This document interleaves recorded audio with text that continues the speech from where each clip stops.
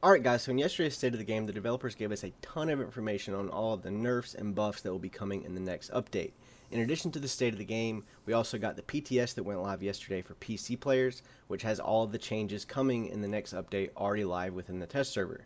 I'm not going to go over all of the changes because that would be an entire video in itself, but if you are interested in all of the changes coming, I will leave a link to a guy that I personally follow for just all the news and updates and stuff like that for the Division 2. His name is Epic Slayers. He's a great content creator. Always puts out, anytime there's news and updates and stuff, he usually makes a video on it. So yeah, go check that out if you're interested in all of those changes in detail. But after going over all of the changes myself, I can confidently say that this build is going to be a very, very strong option, like I said, in the upcoming update. With the nerf to Berserk and Strained and the inability to use the two together anymore, due to the insane amount of offensive stats required to unlock Berserk now, and Strained still having the requirement of 5 or less offensive stats, I think this is going to be one of the strongest DPS options in the game, which just so happens to be an extremely tanky option as well. Almost at 300k armor. I haven't actually seen anyone with a tankier build than the one that I currently have at the moment. If you know of anybody, let me know, link it, I want to see it. But yeah, there is a case to be made that being extremely tanky doesn't actually provide much utility just because of how fast the time to kill is and the amount of damage the NPCs are currently doing. I know a guy that I've been watching for a while now. His name is Mtash. You probably have seen his videos. He's made the case several times that armor and health are useless, and I would agree with that, except in this case. In this build, armor is actually going to translate directly into more damage. Well, indirectly. So you probably guessed it, I'm running an Unstoppable Force chest piece, which is going to give you 2% weapon damage for every 10,000 max armor, after getting a kill, of course. This is going to last for 10 seconds, and there is no cooldown on it. So once the 10 seconds is up, kill another enemy, and you get the buff again. And let me just give a quick shout out to clanmate of mine, and he's also an awesome YouTuber and streamer, NickTews. I'll leave a link to his channel in the description. He makes really in-depth, detailed build guides and just tips and tricks. Great guy, great content. So yeah, go check him out. This is a variation of a build that he uploaded last week. But I was building this build before he uploaded that, but just so nobody thinks I'm like stealing his shit, I would like to give him credit because I did take some inspiration from his build. So yeah, like I said, I'll leave a link to that in the description if you want to check that out. But yeah, as I was saying, I'm running Unstoppable Force chest piece, and seeing as I'm sitting at a super duper thick boy, 293k armor, that's going to translate into roughly 60% weapon damage, just like 58%. And with the changes to Berserk, you're actually only getting 10% weapon damage for every 20% armor missing now, so that tops out at 50% when your armor is completely gone. And the biggest point there is when your armor is completely gone. With this build, you're getting over 50% weapon damage, and you'll still have every bit of that dummy thick 293k armor, all while melting the shit out of whoever's on the other side of your gun. So I'll just dive right into the build here, and I'll show you the specialist I'm running. So I chose to go with Sharpshooter, and the reason for that is you get the 30% reload speed, the 30% stability, and the 25% headshot damage. I really like the 30% weapon stability because I am running an AR, and it makes the Police M4 that I'm using an absolute laser beam. But you could easily run this with a rifle, and you could take advantage of the 15% extra rifle damage that you get with Sharpshooter as well. Like I said, I'm choosing to run this with an AR because I like ARs, like the playstyle of ARs. So yeah. Alright, so moving on, I'm going to show you the weapon I'm using here. I chose to go with the Police M4. And before you guys start typing, yes, I know the P416 is technically the best assault rifle in the game, but I just found that the accuracy of the Police M4, especially when shooting at long range, the reticle it jumps all over the place compared to the Police M4. It's just like the reticle barely moves. So yeah, that's why I'm choosing to go with the Police M4 over the P416. This is probably my favorite AR in the game. It really just reminds me of the way like the lightweight M4 or the Lavoa C handled in the Division 1. You can absolutely beam with this thing, and even at range, you'll see here, I'll throw some clips in, just how accurate it is. You'll see I'm like super far away, over like 30 meters, and the reticle is just barely moving. The mods I'm running are going to help that out a lot, as well as the one piece from AR Aldi. So I have three 10% accuracy mods here, and obviously the plus 10 round extended mag for the 5.56. There is a plus 20 round mag that you can get, but it's currently a completely random drop from a weekly project. So I'm still looking for that. But in the meantime, the plus 10 rounds is what I chose to go with. The main talent I'm running here is Optimus. Weapon damage increased by 3% for every 10% ammo missing from the magazine. I went with Extra. And the reason I went with Extra over the obvious choice of Allegro that everybody chooses to run, I just found that with only 40 in the mag, I was reloading a lot. So having that, extra 20% magazine capacity, I felt gave me more utility than the 10% rate of fire. And then the holster talent here, transmission is not the best. I'm still looking for something like protected reload, or like rooted, or stop, drop, and roll. Those would probably be my go-to for the holstered talent for the Police M4. My secondary weapon is obviously the Chatterbox, and it's literally only using it for blabbermouth. This is the best holstered talent in the game until I get the exotic sniper, which gives you 25% headshot damage as the holster talent. I'm going to be running blabbermouth, but even still, once I get that, I'll probably still run the Chatterbox, because that 20% rate of fire after reloading after a kill just synergizes extremely well with Unstoppable Force. You melt shit after you get a kill and you reload that Police M4. You are just absolutely melting whatever's in front of you. And then lastly, for my sidearm, I'm running a Deagle with Reformation, Jazz Hands, and Rooted, mainly just using it for the holster talent. That's pretty much what all your sidearms are going to be for. You're just wanting a good holster talent on your sidearm. So this one is going to give you a little bit more utility out of your chem launcher. It's going to give you 25% extra healing while equipped and in cover. So yeah, just look for a sidearm with a good holster talent. Like another option could be In Rhythm, or Protected Reload is also a good option here, or Stop, Drop, and Roll. So yeah, those are going to be the holster talents you're going to want to look for your sidearm. Now let's move on to the armor pieces and the talents I'm running on each of them. For the first piece, the mask, I chose to go with a Gia Guard, or Gia Guard, whatever you want to call it. That's going to give you the 5% total armor for the one piece, and then I have 35% damage to elites as the main attribute, and then the passive talent is going to be hard hitting. You're going to want a high value of damage to elites here, and then you're also going to want a defensive attribute as the other attribute, just so you can meet the 7 threshold for Unstoppable Force. Another good option for a mask would be like a Badger Tough mask, and it's going to give you the one piece is going to give you 7% damage to elites, but I have not actually found a good rolled Badger Tough mask. They usually roll with utility attributes, so if you can find a Badger Tough mask with like a high rolled attribute of damage to elites and then hard hitting, and then maybe another defensive attribute on it, that would be the go-to mask for this build. The chest piece I'm running here, Fenris Group AB. It's going to give you obviously the 10% assault rifle damage. And the reason I like Fenris Group so much is because almost always it will roll with 2 talents. So a main talent and a passive talent. And you'll see here, like on Alps, you just get the one passive. A lot of these other brand sets, it's only going to give you one talent. But the Fenris Group almost always rolls with a main talent, or main talent, and then a passive talent as well. So yeah, try to get you at least one piece of Fenris in your build.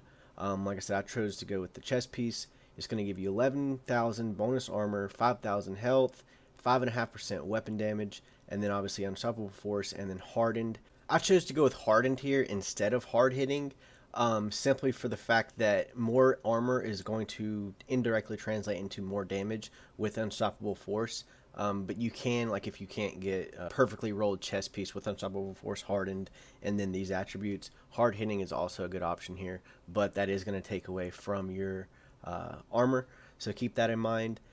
You can get up to like 12% weapon damage here, so that is something I'm looking for to just make this build even better. And then next week with the patch, you are actually going to be able to roll the attributes as high as possible. So now currently, if you try to re-roll something, it'll cap you out depending on your other attributes, how high your other attributes are. But yeah, next week, as long as you have like a piece with a high attribute, like I could roll this 9% weapon damage on here. But as of right now, if I try to re-roll this, it would only be like 6.5%. So yeah, that's something to keep in mind for next week's patch.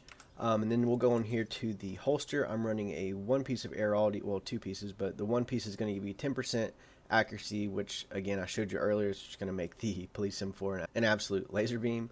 In the attribute, I've got 14,000 health, and then I chose to go with precise here. And the reason I chose to go with precise here instead of something like hard hitting, I wanted at least one or two talents on my gear pieces that would just boost damage in general. So like if I have a lot of purple enemies, this would still be useful for that, whereas hard hitting is only going to be useful against the yellow bar elite enemies. So yeah, that's why I went with precise here. Moving on to the backpack here, I've got a one piece of Alp Summit, and I would ideally have a Murakami. It's going to give you 8% health, just going to push your health even higher, just make you even more tanky. But I don't have that currently, so I've got the Alp Summit, and I'll show you why I have this piece in just a second. Instead of like weapon damage, you can get like 12% weapon damage right here, but I chose to go with this to meet the requirement for one of the other talents. And then I've got Safeguard here. Safeguard did get nerfed pretty badly in this latest patch, but I still honestly believe that this is the best talent for the backpack. On the ropes is probably the second best, but going with on the ropes, you're going to sacrifice a lot of your armor and weapon damage. So Safeguard is what I chose to go with. It did get nerfed, but it still provides a good bit of utility. And I don't know, currently it has a 20-second cooldown after this 20 seconds is up. In the new patch coming, it's going to be 50% bonus to repairing and healing effects for 5 seconds, but I don't know if that cooldown is still in effect, so we'll have to test that out next week when the patch hits. Currently, it's killing a target grants 150% bonus to repairing and healing effects for 20 seconds, and then after that 20 seconds is up, you have another 20 seconds to wait before you can get that bonus to activate again. So yeah, like I said, we'll have to test that out next week and see if that's still in effect. And then the passive talent, I've got Hardened, again, just pushing your armor as high as possible to take advantage of unstoppable force. And then I have a very high roll bonus armor as the defensive attribute. You can get up to 20,000 right here. So this is a pretty good roll for bonus armor. And then for the mod slot here, I've got this utility system mod slot, which is pretty good because I've got a generic mod. And if you don't know how to get those, it's honestly a waste of time right now because I have a feeling they're going to nerf the shit out of this. But currently you can go into the level 18 Dark Zone. You have to make a new character, level up to about level 18, and you can go in the Dark Zone and you can get these generic system mods or generic protocol mods, and they can give you really high values of whatever they roll on the mod. But like I said, they're probably going to be nerfing it, and it's just kind of a waste of time. You're going to be farming forever trying to get one of these. I farmed for 2 days, only got one of these. So yeah, ideally I would, like I said, I would want a Murakami backpack, and the reason for that is you can get a defensive mod slot on the Murakami backpacks, and the defensive system mods, you're going to be able to get straight up percentage of total armor. So like you can see here, I've got a mod with 3.5% total armor. That's going to be a shit ton of extra armor. So yeah, that's what I'm looking for a backpack. But currently the best one I have right now is going to be this Alp Summit, so that's why I'm using that. But yeah, if I could get a Murakami rolled just like this Alp Summit, and a defensive system mod slot, I could easily go above 300k armor. So yeah, keep a lookout for that. And then the gloves, I am running another piece of air Aldi with 11% assault rifle damage and compensated. That is why I had a utility attribute on my backpack instead of weapon damage. You can get up to, like I said, 12% weapon damage right here on the backpack. But I have not found one of those yet, so I'm just running compensated and just keeping my offensive attributes below 3. Compensated is going to give you 15% weapon damage when your crit chance is below 20%, and mine is at like 0. Yeah, I have a 0% crit chance, so compensated is going to be a good option if you cannot get those good rolled backpacks or chests with weapon damage on it. And then obviously the 2-piece of air Aldi is going to give you that extra 10% headshot damage. So yeah, air Aldi is a good choice here for the gloves. You could also go like hard hitting or precise. I would probably actually rather go precise here. That way, when I do get a backpack with weapon damage on it, I can still get some extra damage from my gloves. And then lastly, we've got the knee pads here. I've got the second piece of Gia Guard or Gia Guard. I don't really care about the 2-piece hazard protection bonus, but Gia Guard, whatever you want to call it, rolls with defensive system mods. So I've got 3.5% total armor just from my mod. Like I was telling you earlier, the defensive system mod are going to be very, very useful for trying to get a very tanky build. As long as you have those mods with 3.5% total armor, 3% total. I think you can actually get 4. The highest I've got so far is 3.5, but I've got a bunch of like 3% total armor, 2.5% total armor. So yeah, look for the Gia knee pad because they're always going to roll with these defensive system mods. I would love to use something like Fenris right here because again it rolls with 2 talents. I could get hard hitting and patience right here, which would be great. Just for that passive healing, but it does not roll with any mod slots, so I went with Gia just to push my armor as high as possible. And then also I have armor rolled as the attribute and then hard hitting as the passive talent. So yeah, that's it for the armor and weapons I'm using, and now I'll just quickly go over the skills. I mainly play this game solo, so the Reviver Hive is going to be the obvious pick here, and even in the DZ or PvP, this is good, especially if before you start an engagement, you just pop the hive and let it, sit on the ground near you. Most people don't ever think to shoot it down after they kill you, and they just assume it dies, but it actually doesn't. So I'll put a clip in here. You can see this dude was going to revive his teammate because he thought he had downed me, not thinking to shoot the hive down. And then yeah, obviously it revives me, and I go over and I kill him. So yeah, that's something to keep in mind if you're playing PvP with this build. And then next up, I'm using the Reinforcer Chem Launcher just for the hills. I think this is a pretty obvious pick for most people now. It's probably the best skill in the game. But yeah, that's the skills, and then I'll just briefly go over all my stats. I know a lot of people were asking to see the stats in my last build video, so I'll just show you here. Safeguard, Hardened, Unstoppable Force, Hardened, Hard Hitting, and then Compensated and Precise. Weapon talents here, we've got Optimist, Extra, Transmission, and then the Chatterbox talents there, Reformation, Jazz Hands, Rooted, and then the weapon, I got 13,852 weapon damage, 0% crit chance, 25% crit damage, 105% headshot damage, reload time of 1.7, reload speed bonus 30% accuracy, 30% stability from the sharpshooter, 26% assault rifle bonus damage, 5.5% weapon damage from the chest piece, and 15% rifle damage from the sharpshooter. 65% damage to elites here. I'd love to have that at like 100 or something, but like I said, I chose to go with Hardened just to push my armor as high as possible.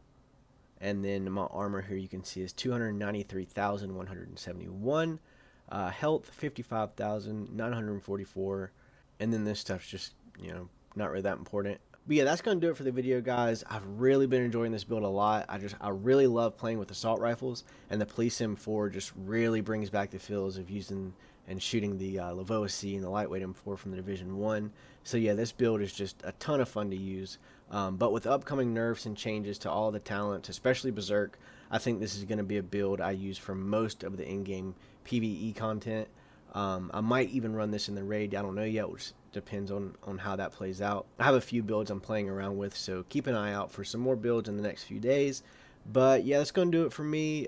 Drop a like on the video if you found it useful or informative, and subscribe if you want to see some more Division 2 content from me. And yeah, I'll see you guys in the next one. Later.